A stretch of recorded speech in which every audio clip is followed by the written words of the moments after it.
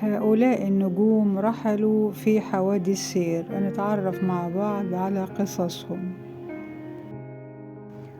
وقبل ما نبتدي حبايبي، شرفني اشتراككم في القناة وتفعيل زر الجرس عشان يوصلكم كل جديد. ونكمل حبايبي. أولا، الفنان الراحل عمر خورشيد. يوم 29 مايو عام 1981 تلقى الوسط الفني صدمة كبيرة برحيل الفنان عمر خورشيد بعدما اصطدمت سيارته بعمود إنارة.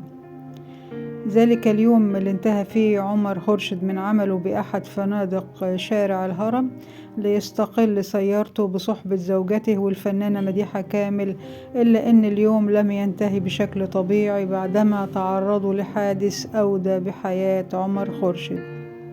ولم ينتهي الأمر عند هذا الحد بعدما خرجت أقاويل تتحدث عن كون الحادث مدبرا، وإن هناك سيارة كانت بتطارد سيارة عمر خورشيد ولم يتوقف سائقها سوى بعد أن تأكد من وقوع الحادث. أما عن الراحلة أسمهان فدي كانت في طريقها لرأس البر من أجل قضاء إجازة قصيرة بعد ما استأذنت من يوسف وهبي في الحصول على الأجازة دي من تصوير فيلم غرام وانتقام. وفي الطريق سقطت السيارة في الترعة بالقرب من مدينة طلخة ليعلن عن وفاة الفنانة أسمهان، وبتتضارب الأقاويل والروايات حول ما حدث لتظل وفاة أسمهان لغزا لم تكشف أسبابه.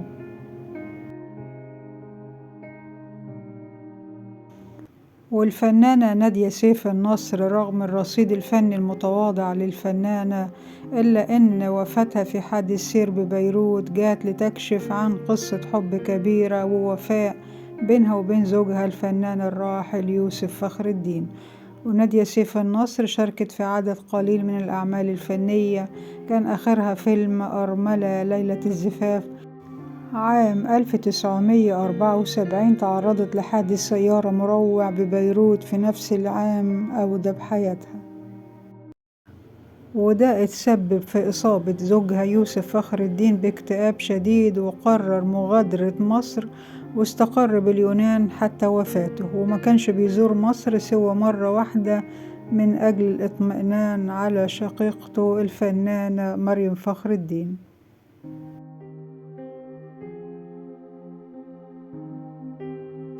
والفنان الراحل مخلص البحيري كان قبل 16 عام اتعرض لحادث سيارة أودى بحياته هو وزوجته وابنه، ليرحل واحد من نجوم الدراما اللي قدموا أدوار ما زالت عالقة في الأذهان حتى الآن.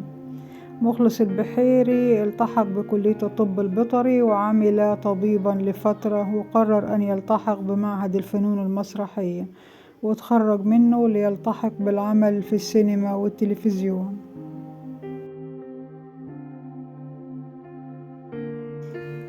والفنان الراحل أشرف عبد الغفور توفي في حادث سير وعن عمر ناهز 81 عام. وبحسب تقارير إعلامية محلية فكشفت الأجهزة الأمنية بمحافظة الجيزة تفاصيل حادث التصادم اللي أسفر عن وفاة أشرف عبد الغفور، حيث تلقى ضباط قسم أول أكتوبر بلاغ من مستشفى زايد التخصصي بوصول كل من الراحل وزوجته اللي كانت مصابة بكسور متفرقة وكدمات بالجسم. وتبين من التحريات والمعاينة أنه أثناء استقلال عبد الغفور سيارة خاصة بالطريق الدائري اتجاه الواحات اصطدمت بهم من الخلف سيارة كان بيقودها فنان تشكيلي، مما أدى إلى تهشم الجزء الخلفي لسيارة أشرف عبد الغفور بالكامل والأمامي للسيارة المتسببة. وجرى التحفظ على السيارة مرتكبة الحادث وقائدها، وتكثف الأجهزة الأمنية تحرياتها حول الحادث.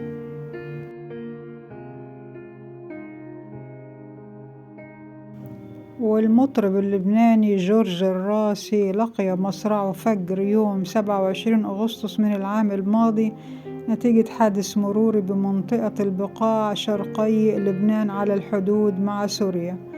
وذكرت الوكالة الوطنية للإعلام اللبنانية الرسمية أن الراسي بلغ من العمر 39 عام، توفي إثر اصطدام سيارته بحاجز وسطي في محلة المصنع في النقطة الفاصلة ما بين الحدود اللبنانية والسورية بينما كان قادما من الحدود السورية.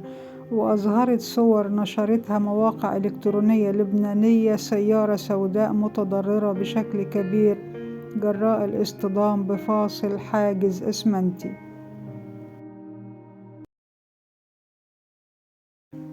ويوم 8 أبريل من عام 2013 شيعت الأوساط الفنية العراقية جثمان الفنان الراحل صلاح عبد الغفور الذي وافاه الأجل أثر حادث سير على الطريق السريع في مدينة أربيل جراء اصطدام سيارته بأخرى مسرعة.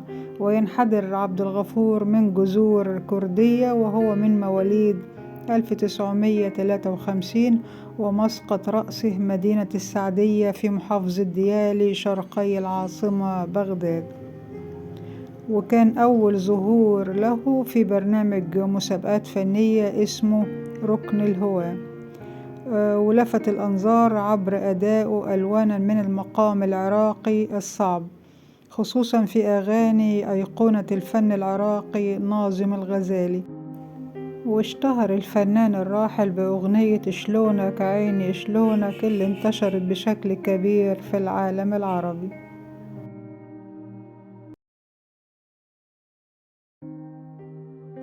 وعن الراحل رامي شمالي فكان بيستقل السيارة برفقة زميله في البرنامج محمود شكري، حيث اختلت عجلة القيادة وعبرت الطريق المعاكس لتصطدم بأخرى.